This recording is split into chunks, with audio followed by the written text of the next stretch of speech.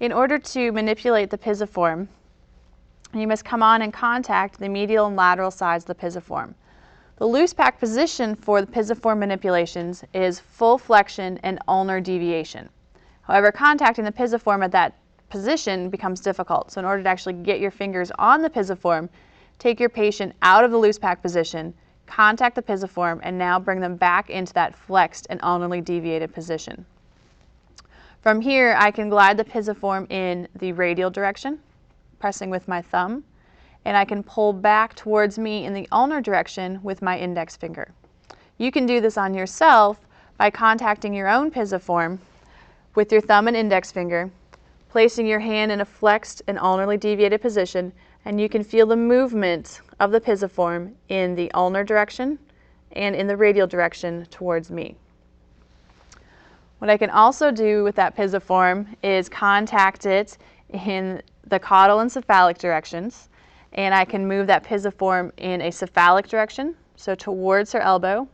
Again, once I find that pisiform, place her into that loose pack position, press into the cephalic direction, and then pull up into the caudal direction with my index finger. I can also take this pisiform and I can glide it in all 12 directions of a clock.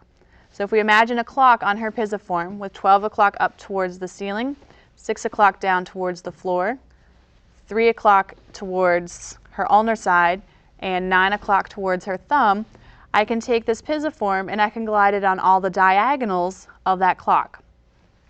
The medial and lateral glides are the same as the 3 o'clock and 6 o'clock positions. The caudal and cephalic would be the same as the 12 and the 6. The medial and lateral glides would be the exact same as doing the 3 o'clock and the 9 o'clock manipulations. The caudal and cephalic manipulations would be doing the same directions as the 12 o'clock and the 6 o'clock. In order to get all the diagonals within that, I could be angling her pisiform up on a diagonal between the 12 and the 9, say to 10 o'clock, contact that pisiform, place her in the loose pack position, and now press on a diagonal.